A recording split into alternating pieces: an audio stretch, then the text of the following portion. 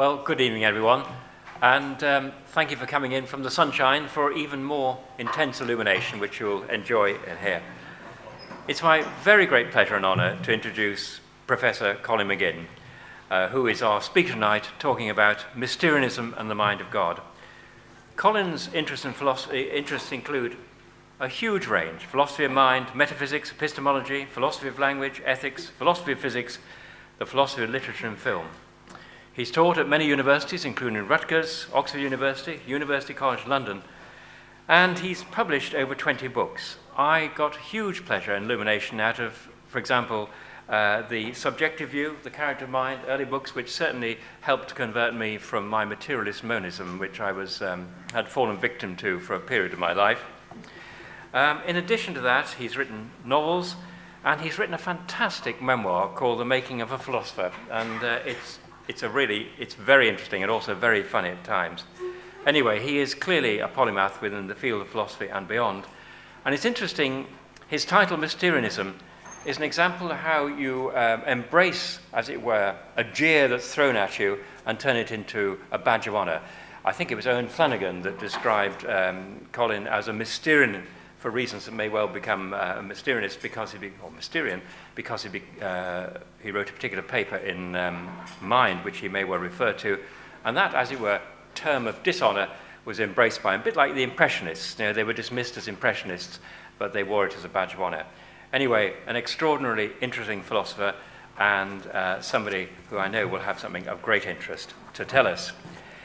In addition, he will be responded to initially by Roger Scruton, and you will all know him, either if not before this present meeting, will have known him from his contributions and from the introduction he's had. But let me reiterate the introduction for those of you who may not have been present at his previous presentation. He is an extraordinary person who he's a primary philosopher, visiting professor in the School of Philosophical, Anthropological and Film Studies at the University of St Andrews, and a visiting professor of philosophy at University of Oxford. He's a senior fellow at the Ethics and Public Policy Center in Washington and a contributing editor to the New Atlantis. His range of books and his number of his books is absolutely astonishing. But his most recent ones, just to give you some idea of the scope, are Our Church, A Personal History of the Church of England, Beauty, a very short introduction, The Uses of Pessimism, and Green Philosophy. I think I mentioned this yesterday, or whenever it was that I introduced him, that he is a truly public intellectual, and the very fact he's become very public doesn't mean to say he's become any less intellectual. He absolutely hasn't. And although he's been extraordinarily prolific, he's somehow managed to escape the trade-off between quality and depth. His books are both numerous and extraordinarily profound. So you've got a great team tonight, and Colin's going to kick off talking about Mysterianism and the mind of God. Colin, the floor is yours.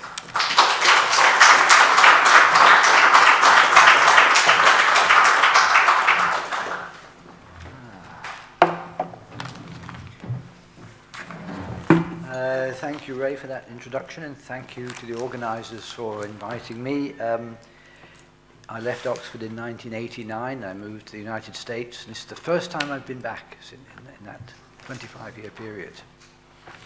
I won't give you my reflections on that, but you can think about it yourself. Okay, so I'm just going to read my paper in a good old-fashioned way. A typical university education in the science of psychology, which I myself had, will include a course entitled Comparative Psychology, which deals with animal psychology and its similarities to and differences from human psychology. But I've never heard of a psychology degree that offers a comparative psychology course on divine psychology and its relation to human and animal psychology. Yet, God must have a psychology because he has a mind, and there must be a philosophy of mind appropriate to the divine mind as well. God has various mental faculties, and these must have a nature and a modus operandi. So why can't we study the mind of God? Why do we find this gap in the curriculum? It can hardly be that the subject is deemed unacceptably impious, because theology studies God in all sorts of ways, so can't he be studied psychologically? If we are allowed to discuss God's plans and intentions, then he must have plans and intentions, and then we can ask theoretical questions about these divine mental attributes. Any being with states of mind must have a psychology in which these states feature. It might be said that God certainly has a psychology, but that we cannot hope to study it, because we can't do experiments on God or observe his behavior. We cannot therefore have a proper empirical science of God's mind. It is no doubt true that we can't use God as an experimental subject, along with the usual herd of conscripted undergraduate subjects, because of his, what shall we say, general unavailability. But it's wrong to conclude from this that we cannot meaningfully investigate God's mind. We cannot perform experiments on Shakespeare either, or any other dead person. And that doesn't mean that we cannot make justified statements about the mind of Shakespeare. Why? Because we know quite a lot about Shakespeare's mind from the evidence of it he left behind. And from this we can make reasonable inferences. Experimental evidence is not the only kind of psychological evidence that there is. So we might have enough information about God that we can make sensible inferences about the nature of his mind. The right thing to do is look and see whether we do have adequate evidence of what it tells us. Another objection to the project of divine psychology might be made. We cannot have a psychological theory of God's mind because God does not exist. It would be like having a comparative psychology, in the usual sense, that included the unicorn, a non-existent beast with a non-existent mind. But this is a bad argument. We can ask about the mind of Sherlock Holmes without presupposing that he exists. Fictional characters have minds too, and hence psychologies. Thus, we know that Holmes has a very high IQ, is easily bored, and is subject to narcotic cravings. We also know that he has a language faculty, and hence must have acquired language during childhood, with all the psychological machinery that implies.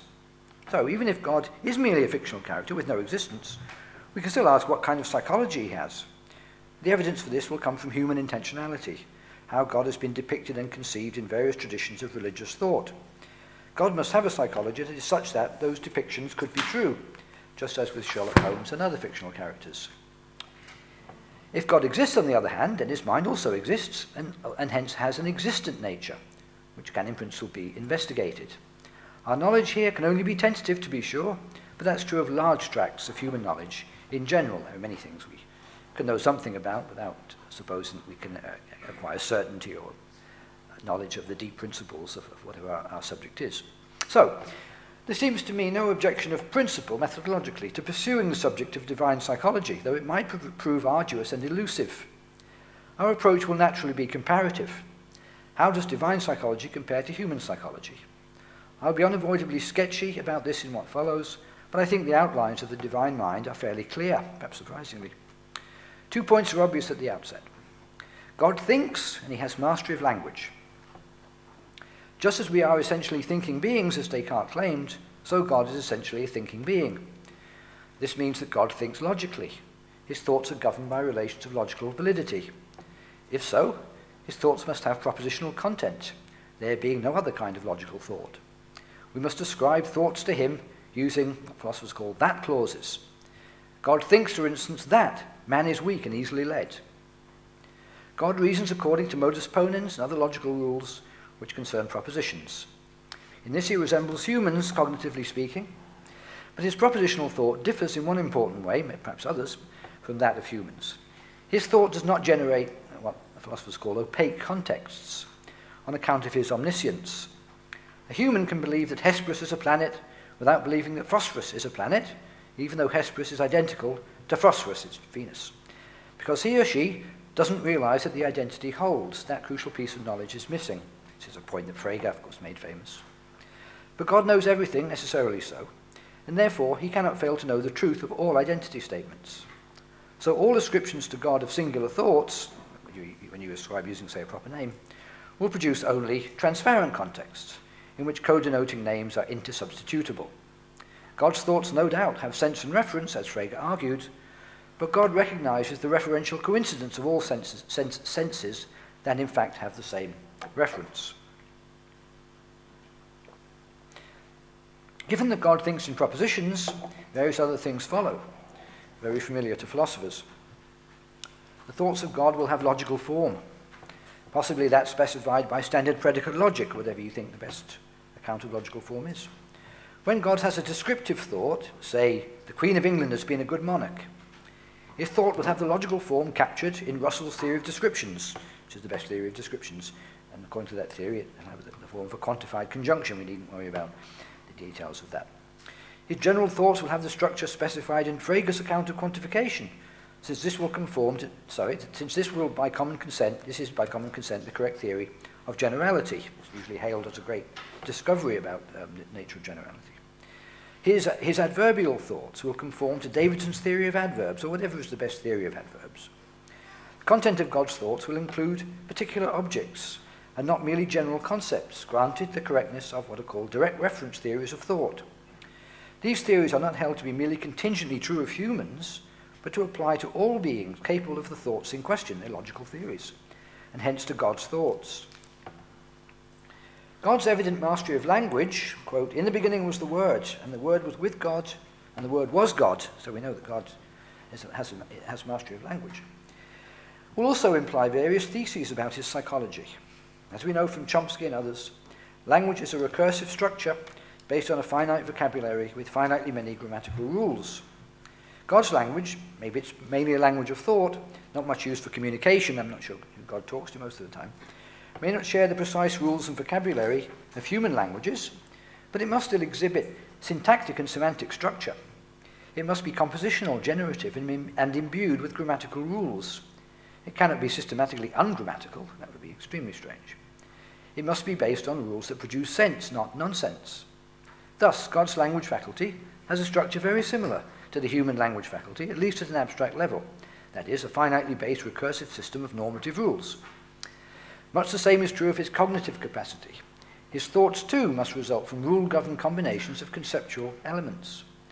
We can therefore say that this aspect of God's mind has the architecture of systems with what is called discrete infinity.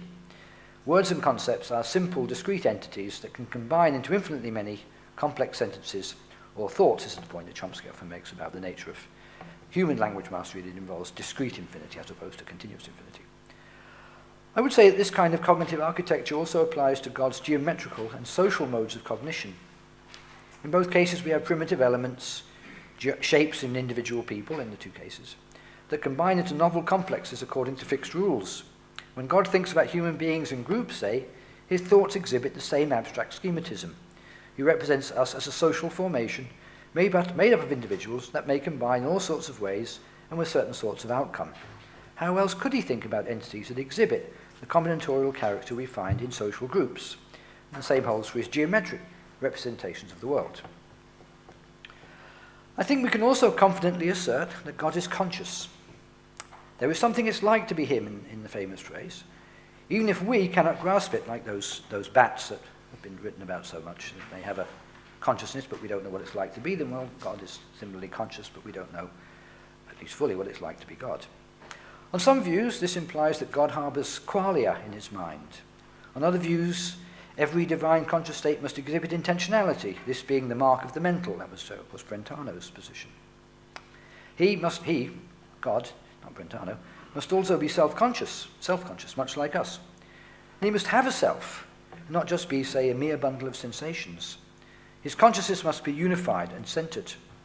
He must refer to himself with the first person pronoun I, and ascribe conscious state to the self thus referred to, and incorrigibly so, as we do. These thoughts will have the features of all such thoughts, involving immunity to error through misidentification, as well as something like David Kaplan's distinction between character and content. If you don't know about that, it doesn't really matter, but for the philosophers, maybe they'll know what I'm saying. For these are all logical features of I and apply to any user of that word. One respect in which the consciousness of God differs from our consciousness and that of animals is that there is no mind-body problem for God. To where the Mysterianism comes into my discussion. This is simply because he has neither body nor brain. There is, therefore, no mystery in God's nature stemming from that problem. We don't face a deep puzzle about how the consciousness of God could result from neural activity in God's brain. God's consciousness, unlike ours, did not emerge from brain activity. How it does come about is another question, but it certainly does not arise from electrochemical activity in a divine brain. In this respect, then, God's consciousness is rather less mysterious than ours. It's true that some philosophers have argued that the notion of a disembodied consciousness is not coherent, but the idea of an embodied consciousness also has its deep mysteries, which we instantiate, but God doesn't. God exhibits no mysterious psychophysical link or dependence. God also possesses a will. He decides, has practical reason, and he deliberates.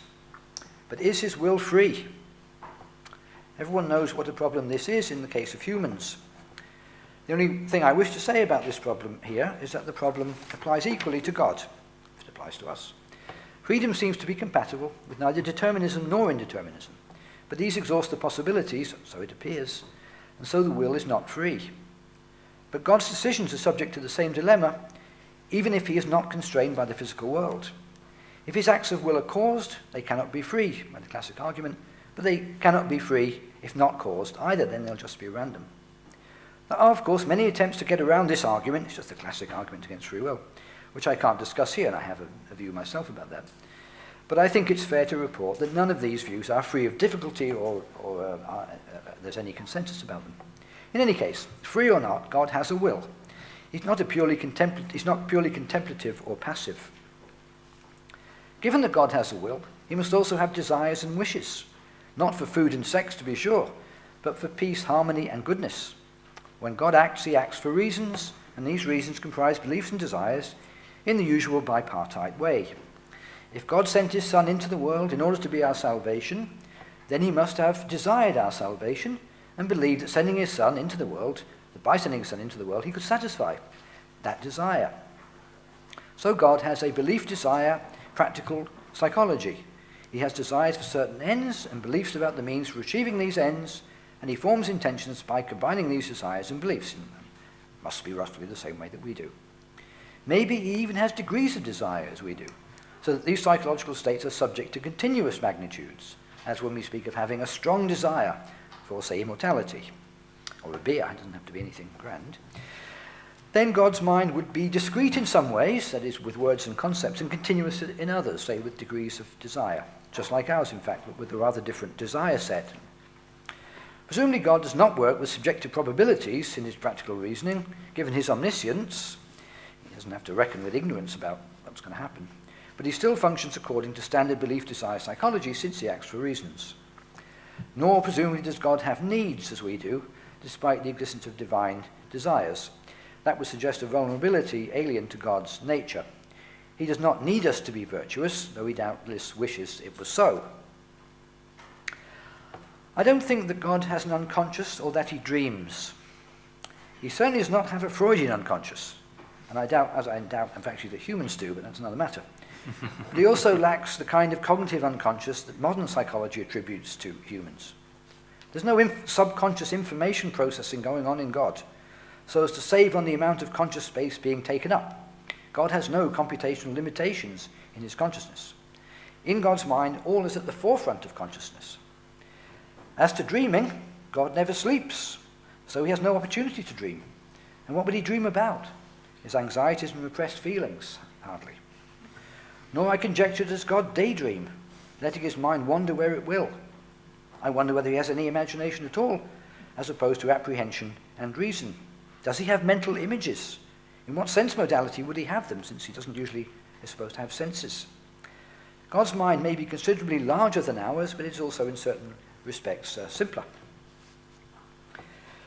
There's much discussion as to how much of human knowledge is innate.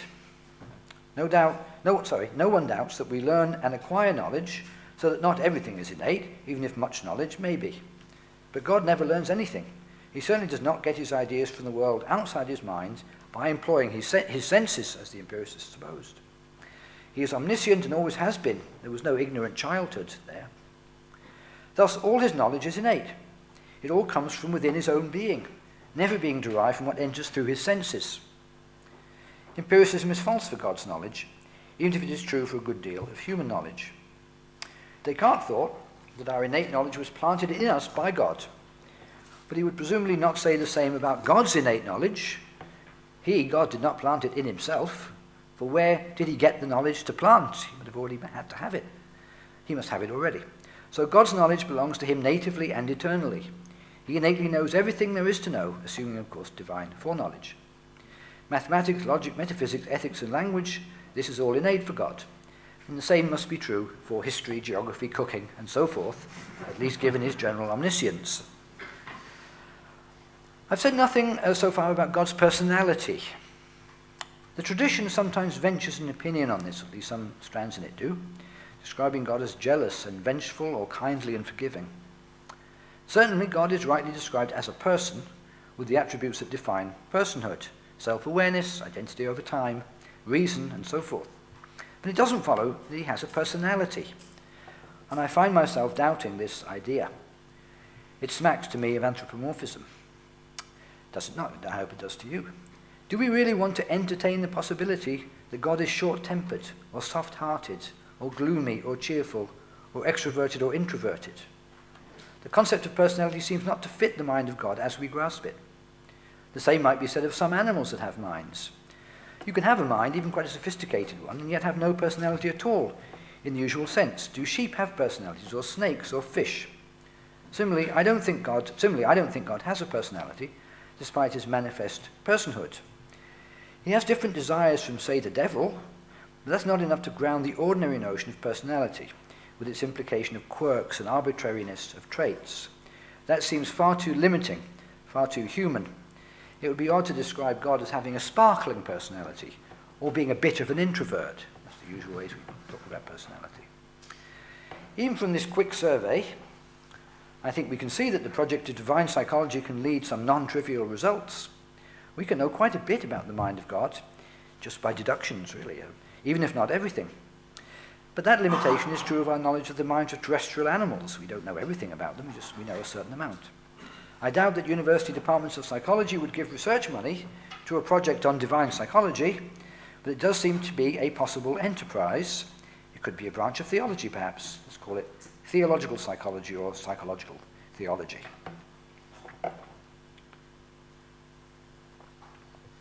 I now want to discuss the question of the relationship between God and the world. I'm homing in on the general theme of this conference, but I wanted to give you the earlier material because I enjoyed thinking about it myself. So we're going to talk about the relationship between God and the world, and now it's going to get a little bit more analytically philosophical. For the sake of argument, let us suppose God to exist and the world to exist. Both existential claims could, of course, be coherently denied. By the world, I just mean all of spatio-temporal reality, including the minds of humans and animals. The point I wish to make is that the God-world relationship can be usefully articulated by invoking some ideas drawn from the philosophy of mind. This will act as a prelude to discussing the question of God's intervention in the world, for that question presupposes an understanding of the metaphysical relation between the two. Again, I will perforce be sketchy. One view would be that God and the world are totally separate substances. Call the world empirical substance, and call God divine substance. Then this view would be a dualism of empirical and divine substances. Such a position is modelled on the Cartesian conception of mind and body, a pair of independent substances existing alongside one another. God could exist without the world, as Descartes would think that the mind can exist without the body. And perhaps the world could exist without God, depends on your theology, say if God decided to end his being and leave the world intact. The two separate substances might be taken to interact or not, depending on one's metaphysical opinions. And there are different views about the mind and body about that question of interaction. Leibniz had one view, Descartes another. Let's suppose that they do interact, with God intervening in the course of history. There would then be a problem about how this interaction takes place, analogous to Descartes' problem of interaction between mind and body. If the divine substance is non-spatial, then the problem will coincide with Descartes' problem, since mind is a non-spatial substance for him. The proponent of this interactionist dualism between God and the universe might propose, parodying Descartes, a galactic thyroid gland, and I'm sure it would be the Earth, because that's our favourite planet. That would be the locus of interaction. But of course, as everybody knows, that would be no better than Descartes' own solution to the problem of interaction, It leaves the problem exactly where it was, and how does the mind interact with the thyroid gland. Still got the problem of the extended substance and the unextended substance interacting causally. Thus, God-world substantial dualism has an interaction problem. It therefore seems that God will become, is in danger of becoming at least epiphenomenal with respect to the world, which is not a happy result theologically as to what happens with dualism of mind and body. It's hard to explain why the mind has any causal role in producing actions. Then there is the view that God and world coincide in some way, the exact opposite of Descartes. One might here think of Spinoza's doctrine, according to which God and the world are one. This view is analogous to the identity theory of mind and brain, not two things but one, described in two different ways. Here we solve the problem of interaction, since we're dealing with just one spatial substance which obeys the usual causal rules. God can cause events in the world because he is the world.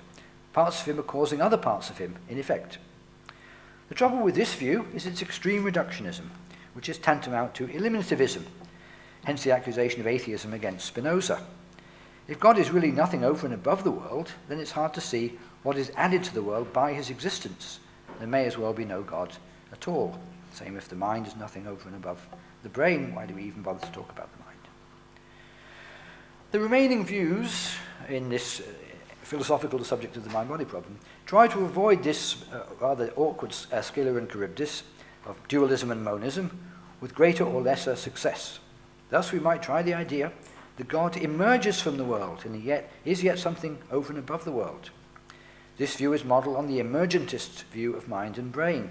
The mind necessarily emerges from the brain, but what emerges is a new level of reality, not reducible to its basis in the brain. Such a position is theologically problematic, clearly, because it's hard to see how God could emerge from the world and yet be its creator. The creation relation has been inverted if we become emergentist about the existence of God. But it's also metaphysically troubling, because the notion of emergence is mysterious and seemingly miraculous. How can X owe its very being to Y and nothing but Y, and yet be something over and above Y? It's also not clear how this solves the interaction problem, once God has been granted separate ontological status as an emergent entity. We seem to be being offered, in effect, some sort of dual aspect view, or what's called property dualism. And then there is a question how the extra aspect can fit into the causal order. Can't we explain everything at the Y level in terms of the Y aspect, with the X aspect being merely epiphenomenal? Panpsychism is now ventured. In philosophy of mind, it's become a very popular view, panpsychism, these days. The mind is already part of the physical world, but in small packets, so that the emergence of mind from matter is not really radical and miraculous. Atoms, according to this view, have tiny bits of consciousness in them, so when they combine, bigger conscious bits result. So that's how you explain emergentism. How did mind emerge from matter? Well, there was already bits of mind in matter. Pantheism is the analogous doctrine with regard to God. There are bits of divine dust scattered everywhere in the world, and God himself is just their universal summation.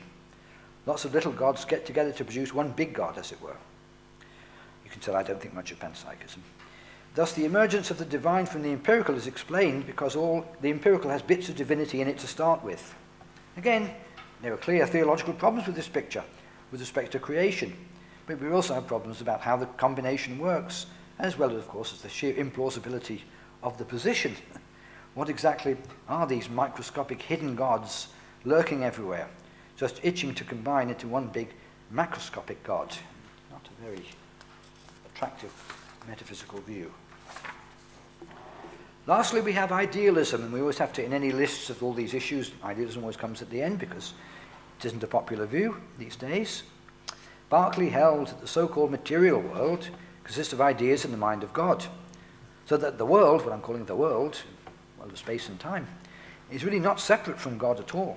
There is in in Berkeley's view, only spiritual substance, and I'm sure most of you know that there were two substances, two kinds of spiritual substance, the infinite one, which was God, and the finite ones, which were human minds.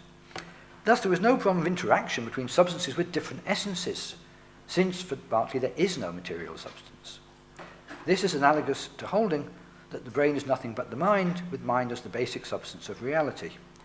According to idealism, God never created a material universe at all, though he did create a universe that exists when we do not perceive it, since it always exists in God's mind. You always have to be careful, of course, in Berkeley. He denies that there's a material universe. He doesn't deny that there are external objects. He just thinks that their nature is to be ideas in the mind of God and not material things. He thinks that there are no material things, that he thinks it's a nonsensical notion.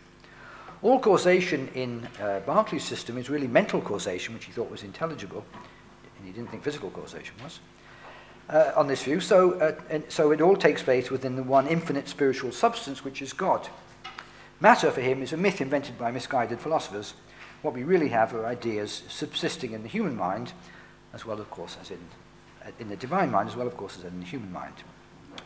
None of these various views which I've gone over, it's a bit philosophy 101, I'm sure, are free of difficulty, to put it mildly, either in relation to the mind or to God. There is here a real problem of metaphysical integration. This means that the problem of God-world integration is not in itself a reason to reject the existence of God, any more than the analogous problem about mind and body is a reason to reject mind. So some people have thought that the existence of this integration problem is a reason to be an eliminativist, as somebody who denies the existence of mind. That's a view that's been taken. Somebody might take that view. They might say about the case of the God-world relationship, well, the difficulty of explaining, difficulty of integrating the two is a reason to suppose that there is no God, or that there's no world. You can go either way. But I take it a much more sober and reasonable position is that just because of this metaphysical problem, that is not in itself a sufficient reason to deny the existence of the mind or the existence of God. In both cases, the dualist position is the one that is most immediately attractive. It might even claim to be the common sense position, but it encounters serious difficulties concerning causal interaction. The other positions are attempts to resolve the interaction problem, but they suffer their own drawbacks. This is philosophy at its hardest. In fact, that's why it's called philosophy, because these questions are hard in that way. That's really just a framework for thinking about the God-world relationship, which, as I say, is a preliminary to trying to understand what divine intervention might be at a metaphysical level. How does this bear on the question of divine intervention?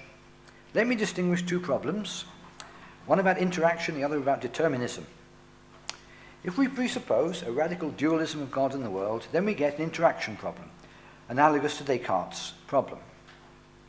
How can God make causal contact with the spatial world, given that he is not spatial? This is indeed a problem. I'm not saying there are no possible answers, it's a well-known philosophical problem, as it was for Descartes. We either have to declare ineradicable mystery about the relationship, or we have to dilute the dualism somehow, because if it's a radical dualism, we run into this interaction problem.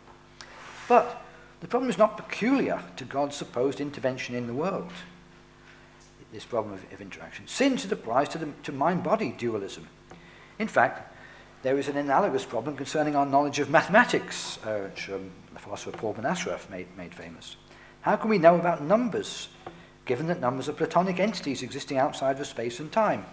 These are all philosophical problems of interaction and causality and so forth. But the God case is not unique. It's not uniquely problematic in generating this type of problem. So I think theologians can take some comfort in that fact. They can say, well, there are other problems which are difficult too. It's not just this one. With respect to determinism, the problem is how it can be that God can intervene in the course of history, given that nature is governed by inviolable natural laws. Aren't all his decisions impotent to change the course of history, with the basic laws determining everything that happens, the laws of physics? How can God hope to affect what happens in nature, when nature operates by laws independently of his will, assuming that those laws do operate independently of his will? There are, of course, views according to which that's not so. So I'm interested in the question of that some particularly scientists have who are theists, the problem of trying to reconcile the universality of natural law with the possibility of God acting in the world. That's the focus in my interest in this. Again, I think this is a genuine philosophical problem, but it's worth observing that it applies to human decisions too. How can what we decide make any difference to the course of history, given that history is determined by laws of nature and initial conditions? How can there be what's called downward causation from will to world. The human will looks to be epiphenomenal, with all the causal work being done by factors outside of its operations, physical factors in the nervous system, obviously. How then is it possible for humans to intervene in nature? If we could just identify acts of will with underlying physical mechanisms in the brain, ultimately just configurations of atoms and so on, then we would not have a problem, because then decisions would be physical events in the basic causal order. But this seems too reductive, just as the analogous position with respect to God's role in history would be too reductive, as it might be the view that God's will is just an attribute of atoms, say electromagnetism. And you could maintain that view, and then of course you'd find a causal role for God's will, but that's an incredibly reductive view about God's will, right? Reduce it to electromagnetism, electrical attractions and so forth.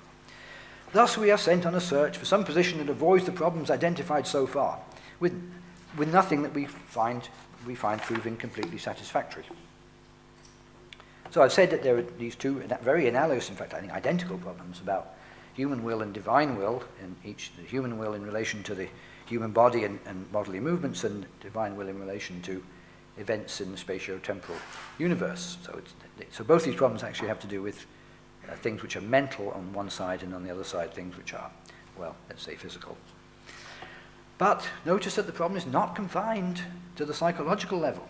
How can biological events, such as acts of reproduction, influence the course of history, given that physical determinism holds? Somebody might wonder. Isn't everything fixed by the state of elementary particles already, so that we have no need of extra biological events to explain what happens? It can all be explained by physics. But then, the conclusion appears to be that animal copulation would play no role in determining what happens, which sounds wrong, right?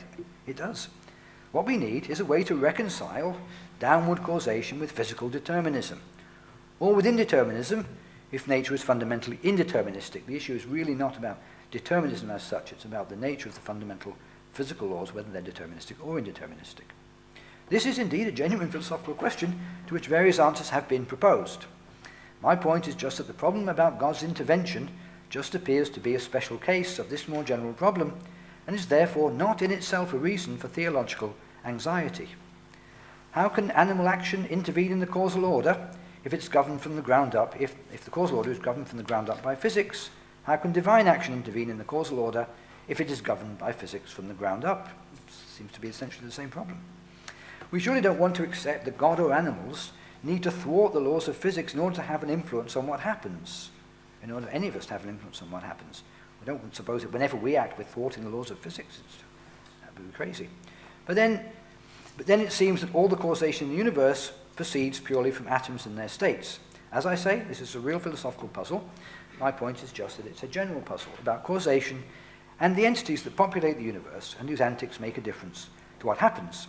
It's not clear that the problem of divine intervention, as I've formulated it so far, adds anything new or unique to that very general problem. As to the very different idea that God can intervene in nature in such a way as to disrupt its laws, I hold, I'm just stating my view, to the orthodox secular opinion that no such thing has ever occurred.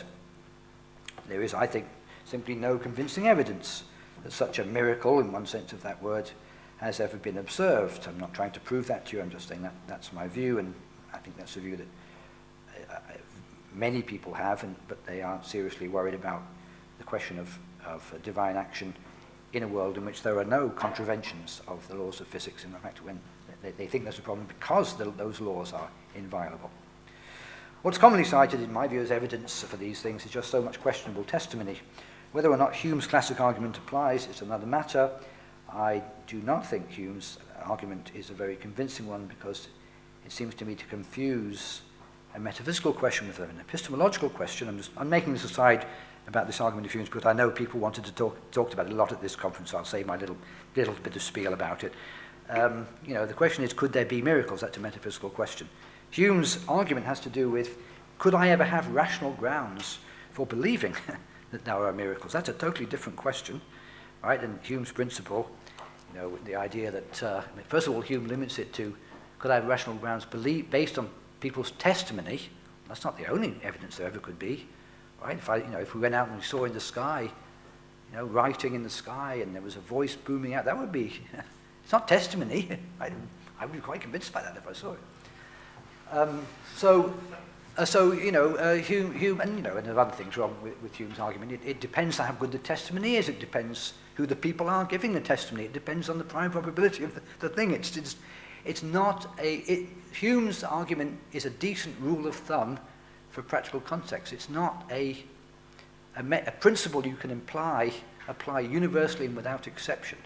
I think it's wrong. And more fundamentally, what's wrong with it is, as I said, it confuses a metaphysical question, could there be miracles, with could I have rational grounds for believing there could be miracles? Maybe it's true, I could never have rational grounds for believing there could be miracles. It does not follow from that there could not be miracles. Right?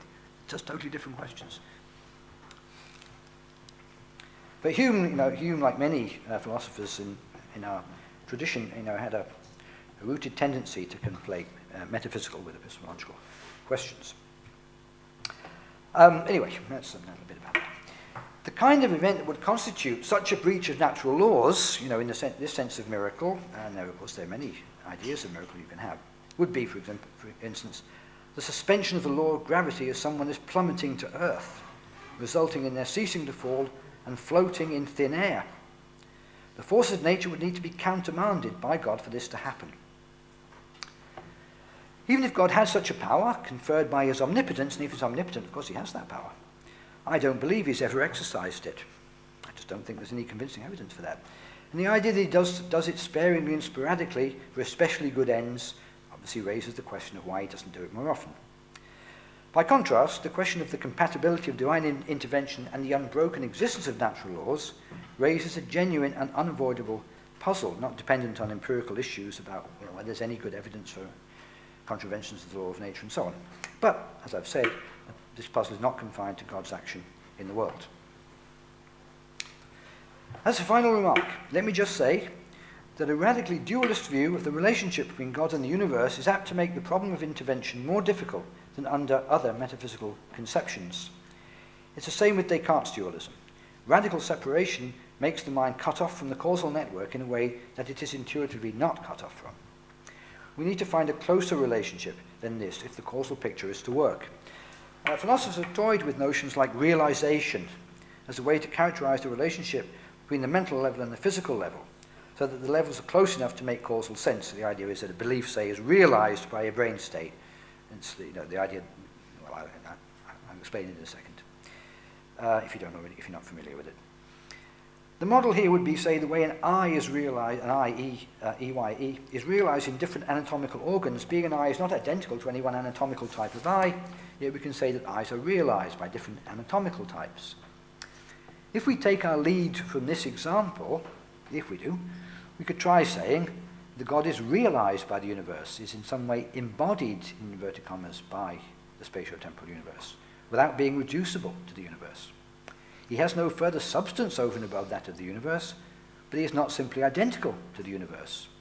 It's a bit like the way, another well-known philosophical conundrum, the way a statue is realized in a particular chunk of bronze without being nothing but a chunk of bronze. There's an easy proof that you can't identify the statue with the chunk of bronze, and yet they're obviously in a very close relationship to each other. I am not sure I know what this idea of realization comes to. In fact, I'm sure I don't know what it comes to for the case of God and the universe. But at least it promises to make it possible for God to be enmeshed in the natural causal order without collapsing into it, as in the naive Spinozistic view I mentioned earlier. It's not so much that God intervenes on this view as supervenes, to use the jargon. On this view, there would be a mega-universe that includes both the physical universe and God, with the two locked inextricably together somehow. But trying to make metaphysical and theological sense of this is a very tall order, to put it mildly. Thank you. That's it.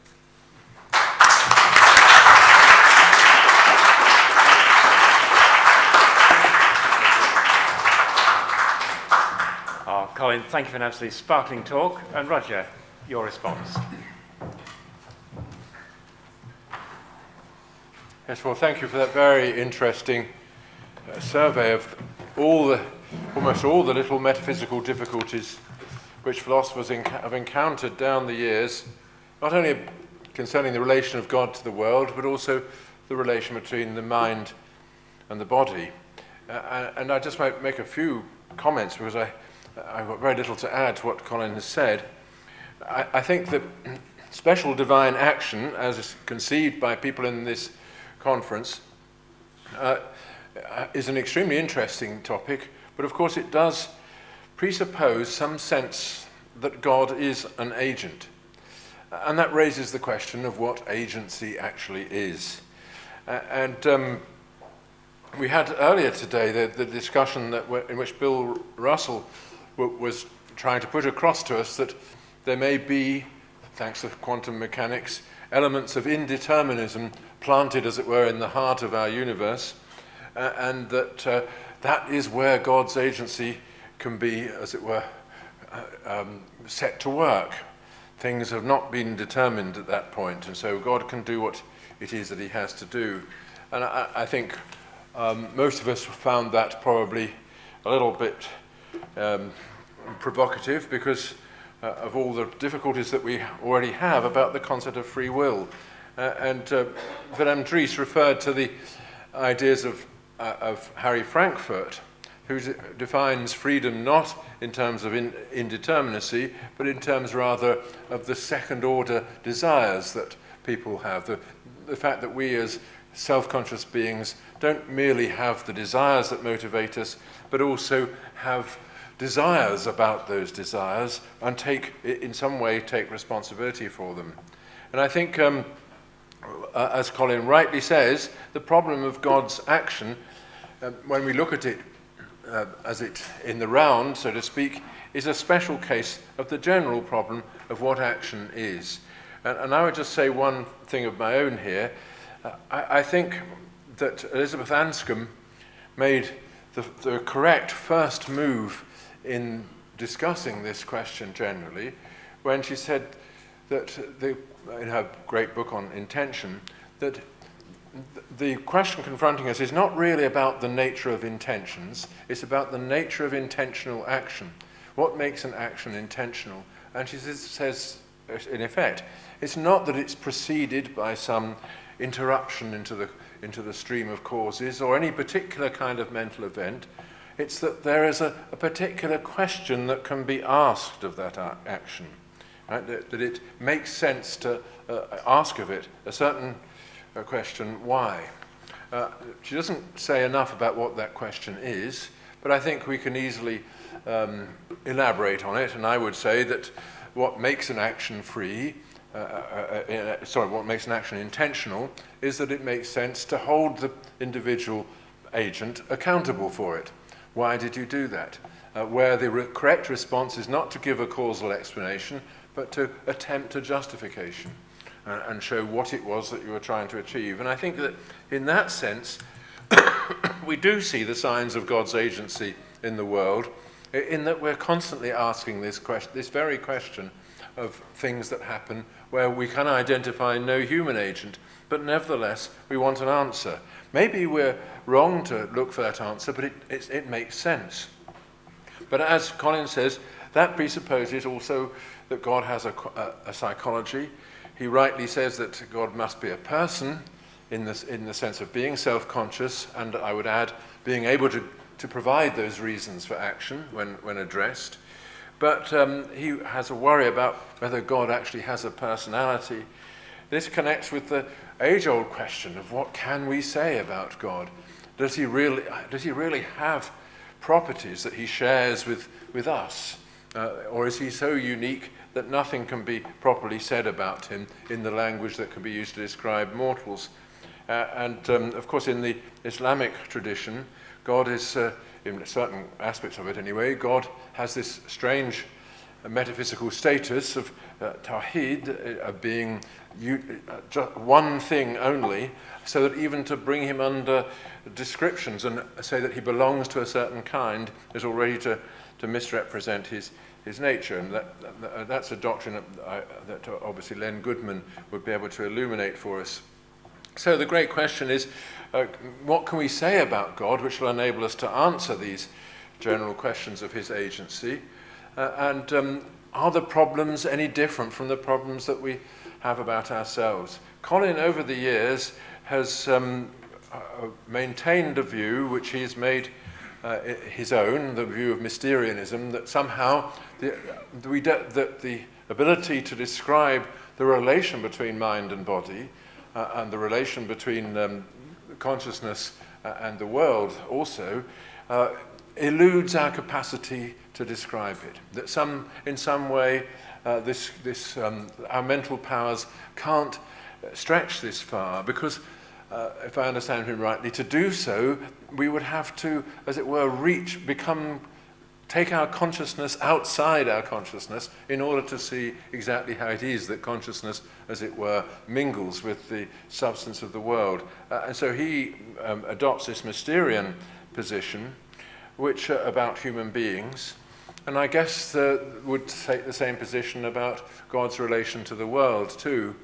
But one comfort in this would be the following, that even if it's true that we can't know how it is that the person in us is integrated into the physical object that we confront, even if we can't really grasp this relation, we know that it exists, and we're perfectly familiar with it and can deal with it in our practical day-to-day life through things like Miss Anscombe's question.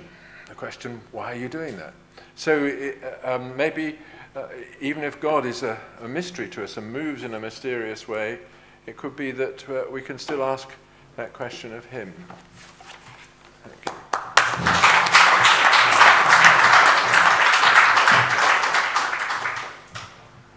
Well, ladies and gentlemen, we've had a very rich talk and a very enriching response.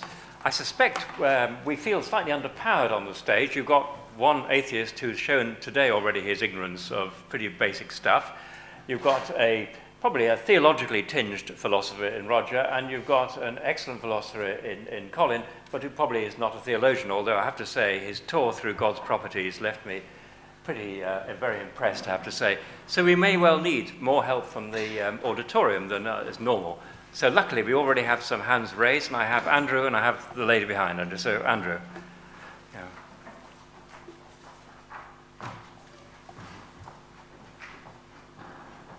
Thank you. A wonderful talk, brilliant, embracing. If I may paraphrase, it seems we mustn't cut out God's mind from consideration without cutting off our own heads. But I was just curious to pick up a couple of points you made early on about the nature of God's thinking. And it touched on the question of what you think knowledge is, because you very quickly got into the language of propositions. You may have been written about this elsewhere, and I apologize. But do you think that knowing can be reduced to knowing that without remainder? And the reason I ask this is because we do have, or we had, a science, if you like, of the psychology of God, not under those terms, several centuries ago. And one of the big things he used to emphasize was that God's thinking was characterized by intellectus and not scientia, the sort of understanding, the sort of thing that Archimedes leaps out the bath and says, eureka, seeing, not seeing that. So do you have any comments about this in your own view, about whether there's a useful distinction here?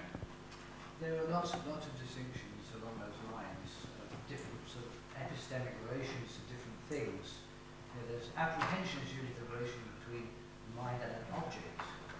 In the case of thought, the point I'm making is a pretty trivial one. A thought is always propositional, really by definition, because you always think that P. So when I say if God has thoughts, there must be propositions which are the contents of those thoughts. It's another way of saying that if he thinks something, he thinks that P, whatever the P case is. Now, there may be other types of knowledge or apprehension in addition to thinking that P or knowing that P. In the case of knowledge, actually, there are, in literature on knowledge, there are various notions that get analysed. So people analyse X knows that P is the usual one, and then there's also knowing how. There's the idea of knowing a place or knowing a person, right? And then there's knowing an object. Do you know London? You see there are lots of these uses, and I would imagine that these uses of knowledge would apply to God's mind too. Andrew, do you want to come back on that? Are you content with that? Well, yes, perhaps a little bit. The case of a baby. A baby knows his or her mother. Does he know that this is his or her mother? The baby knows its mother. That's the direct object use of know. But if we're talking, you see, about thought, then it's always thinking that P. It's interesting you see that with the verb think, it's not like the verb no, there aren't these non-propositional uses of think. See is an interesting case because in that case you've got propositional seeing, I saw that he was in the room, but you've got direct object seeing, I saw him. But in the case of think, you don't seem to have that. But anyway, my general point was really just that God has the kind of thinking which involves propositions because God's reasoning about things, forming, coming to conclusions perhaps, or reasoning practically about things. And if so, they have to be propositional objects just by definition. Thank you. Thank you. Divine Psychology 101 was great fun.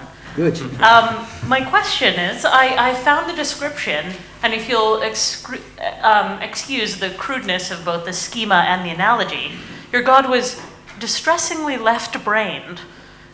Are there any prominent right-brain features, or is this a half-brained God? You might want to take legal advice before you answer that. What's that? You might want to take legal advice before you answer that question. I don't know what to say about that. Actually, Colin, do you want to get a bit nearer the microphone? Yes, I'm sorry. Are there any prominent right brain thinkers? I'm a prominent right brain thinker. As well as left brain. I think, yes, just to put your question a bit further, you were saying that a lot of the characteristics ascribed to God seemed what are traditionally ascribed to the left hemisphere. So that, I guess... Well, one of the issues, of course, about God is his disembodiedness. And so any parts of the brain involved in motor activity are not going to be... God won't have a mind involving motor activity if that involves a body. I mean, God does act, so there's going to be something analogous to having a body. There's some way in which God's decisions influence the way things happen. That's, of course, the puzzle of interaction, how that works. I mean, of course, God might be female, too. We don't have to suppose that God's male. I mean, Roger, God may well have aesthetic experiences, for example. He looked upon the world and saw it was okay. It's an interesting question whether God has aesthetic experiences. Yes, he saw that it was good. He saw that it was good. I think but that's reasonable. I think Len would, I'm sure, correct me, but the Hebrew word means beautiful too, doesn't it? It connotes that. Yeah. It's an interesting question. Yeah, I mean, let's just pursue it for a moment because it's a. I mean, he has aesthetic experiences. So, for instance, he would appreciate the beauty of a natural scene. Does he experience aesthetic bliss? That gets a little bit more. Maybe. We leave that hanging in the air, I guess. Yeah, but, Thank you very much. We don't know. I want to try and carry on maybe Andrew Pinson's thought and perhaps even Bethany's thought as well by drawing upon Bernard Lonergan's understanding of Aquinas. So Aquinas has a doctrine of the Trinity, which of course is a mystery. So it's not something that we can know by natural reasoning.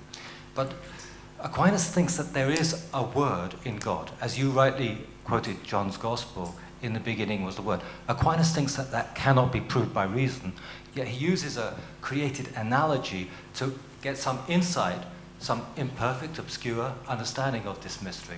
And what he uses is the psychological analogy which emerges from his epistemology. Now, this is not the sort of epistemology you would get in analytic philosophy, because the analogy of father to son is between the act of understanding, so this is the eureka moment that Andrew is talking about, and the concept. And because Aquinas thinks that we form concept because and from the act of understanding, there is that intimate relation between, on the one hand, the act of understanding and the word. So he thinks that there is a word in God, but he doesn't think that that can be proved by natural reason. I mean, I would hesitate to say that the father is, if you like, right-brained and the son, because it's a verbum, is a left-brained, but maybe that's an analogy. And just to finish one more thought, when you understand something and you say it's good, that's the analogy for the procession of the Father to the Spirit. So understand something, it's good. There you've got the Trinity. That's Aquinas' analogy. Yeah, I mean, the question of, can we prove by reason that God has mastery of a language? we can't prove it, but then we can't prove anything about the problem of other minds. I can't prove you've got a mind. I can't prove it. It's if we're talking the epistemology of the thing, it's a conjecture, and we use the evidence one uses about God's mind is just based on the tradition. Now, what the epistemology of that tradition is, that's a matter of debate. You might think there's revelation. You might think there are certain privileged people, often called priests, who know more about this than others. Or you might take the view that Roger referred to. It's one possible position that we can't say anything strictly about the nature of God, and God is an indescribable being. That would be one view. And I was just talking about what the orthodox kind of pretty much Judeo-Christian view about God's general nature is, and then making some fairly obvious inferences from, for example, that he thinks and reasons and decides, to what else must be true of God. My point about the language, not so much to show that God has language, but if he has language, it's going to have the structure of language. And our best theories of language tell us various things about that structure. Basically, it's a combinatorial system and follows discrete infinity.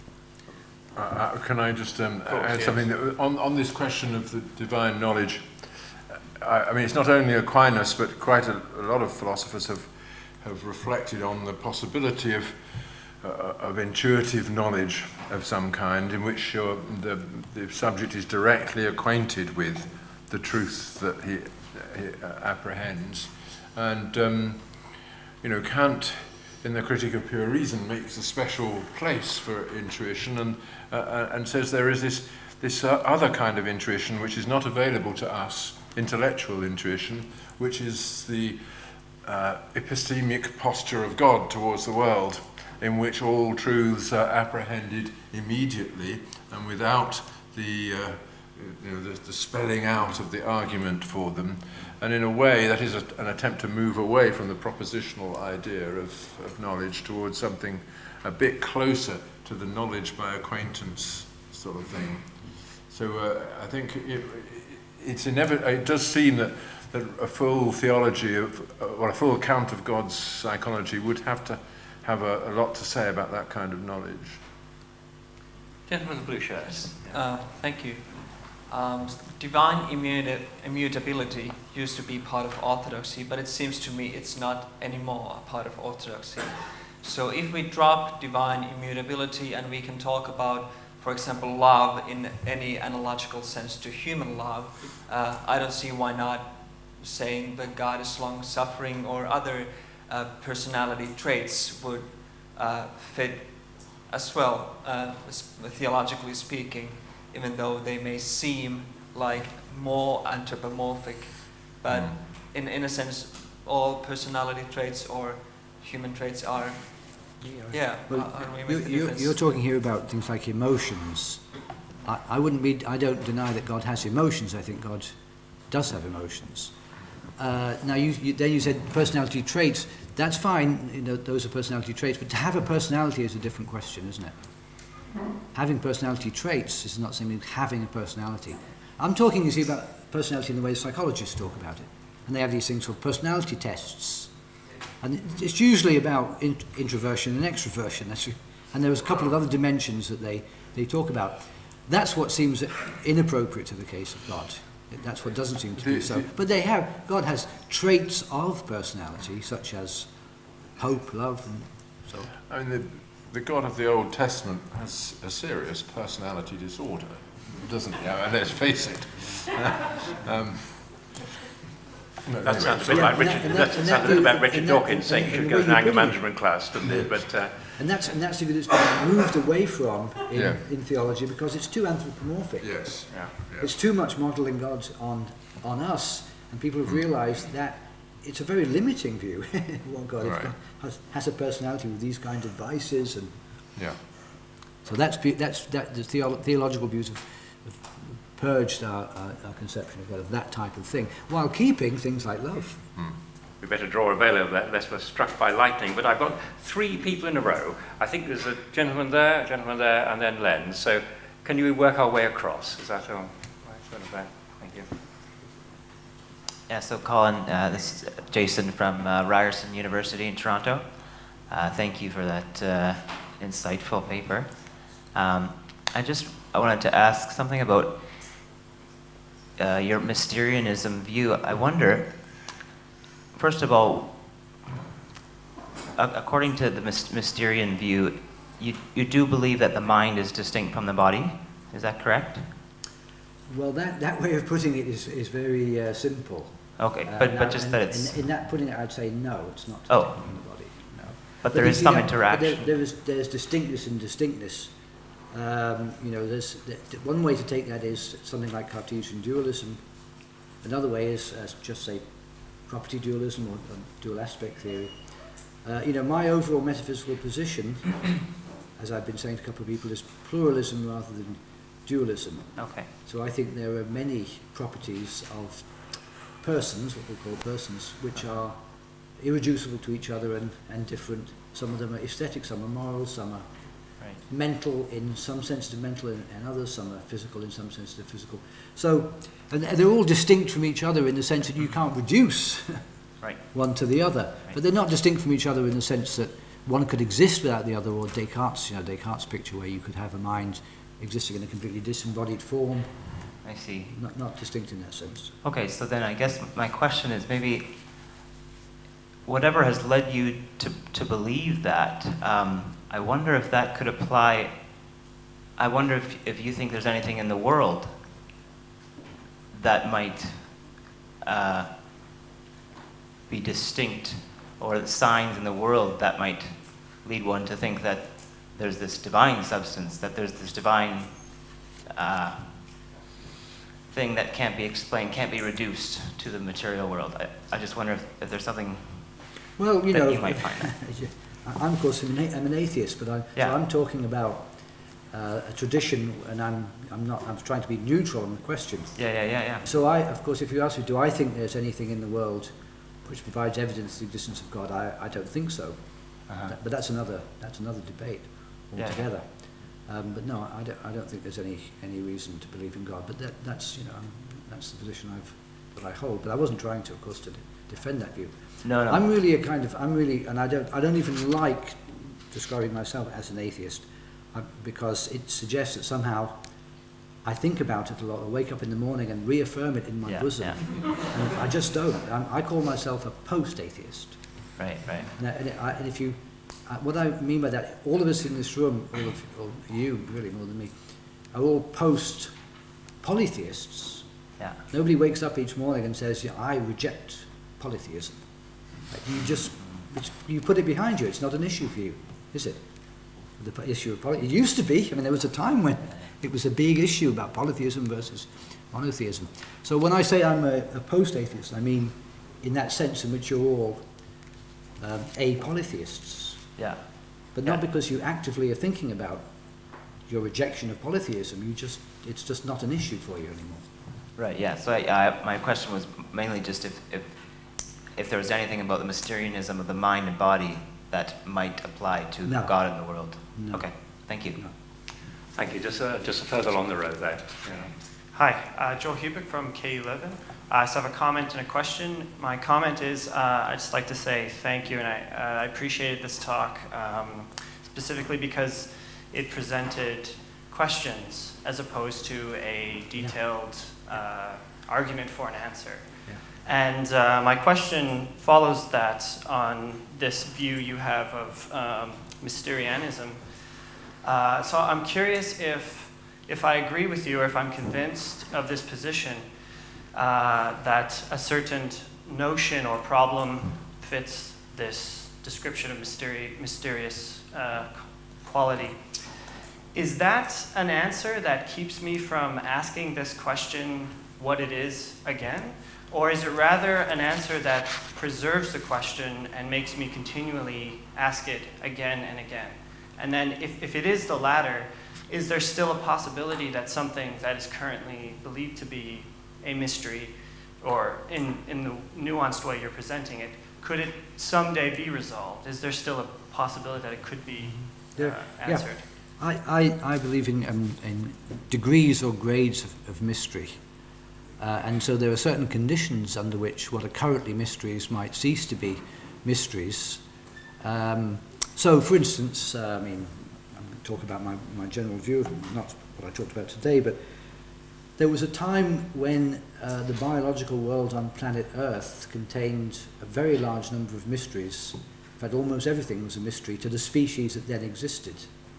Let's go back, say 1 million years would be a reasonable thing. Then everything was a mystery to all the species. And then the brain, changed as mammals came along and primates came along, and eventually the human brain developed its frontal lobes, and of course we had many earlier hominid species, probably about 27 as my last reading of this, Neanderthals and many others. No doubt their brains were not quite as sophisticated as ours, so there were more mysteries for them than there are for us. They probably were very poor at science, they probably had not very good organizational, social organization abilities. So we've reached a certain point where our brains are at a certain degree of sophistication, and so some things are not mysteries for us anymore, and some things are. Now, if you just go into the future, let's go 1 million years from now, and the brains of our successor species might be different from ours, so maybe then things which are mysteries for us would not be mysteries for them. I mean, when I've written about this in the past, I like to make the analogy with Martians whose brains I imagine would be in the thought experiment are very different from ours, and they find it very puzzling that we find the mind-body problem puzzling, or free will, or any other philosophical problem. That's it. They say, "Oh, why is that so troublesome?" And we say, "Well, and they say, "Oh, no, it's very simple." And then they start saying things we just can't understand. And so we feel inferior, then we start saying to them, "So, what about, I take it you're quite good, though, at understanding now about basic physics." And they demonstrate they don't understand the first thing about it. An inversion, you see, of mysteries. So that's why I'm a naturalistic Mysterian. It's very much dependent on the idea of limitations of human knowledge, human understanding, which result from just contingent facts about human understanding. So that's why I think of us as humans. We don't think any other species could know the answer to philosophical problems, but we seem quite confident about ourselves. That's the kind of background epistemology that I use. So this is partly why, in response to the previous question when I said about the mystery, see, it's a naturalistic Mysterianism because I'm not supposing there's any ontological implication of something being a mystery. It's purely an epistemic fact about what kind of intellect or intelligence a given organism has. So one of the arguments I've made about this is that consciousness actually is probably not a very complicated thing, objectively, because consciousness exists in all sorts of species to a very low level, including, I think, insects. So what I mean by consciousness is just having sensations. I'm not meaning self-consciousness.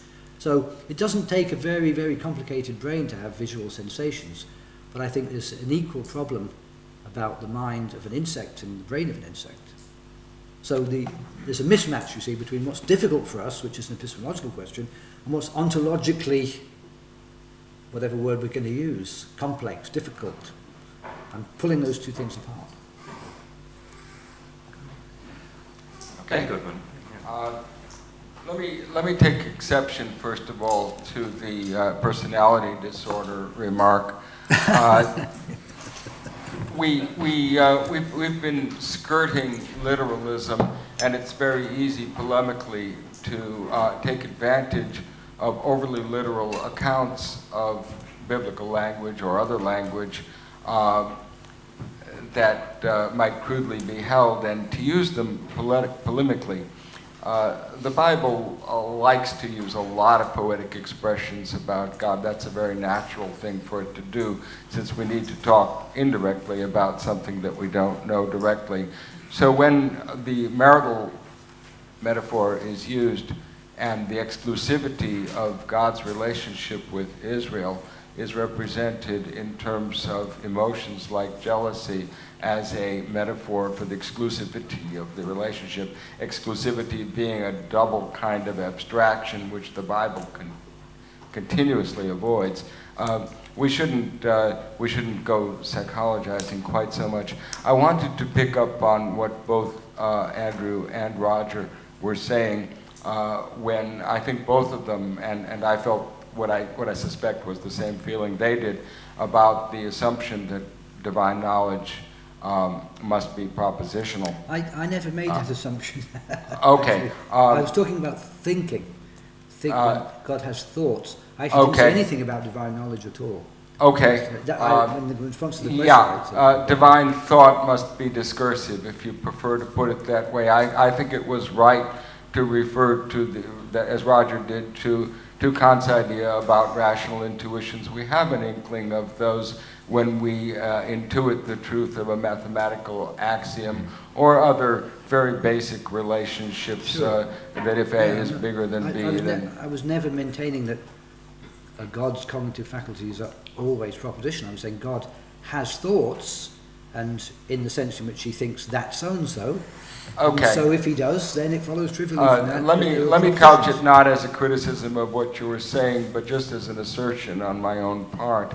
I think that it's a mistake to regard divine thinking as necessarily discursive. There's a lot of tradition which looks at the matter in a more Platonic way. That's what Kant was wanting to connect with, or that's what Andrew was referring to, and I think likely, quite rightly, there's two other factors beyond the timelessness that kind of knowledge would involve, which I think are worth noticing.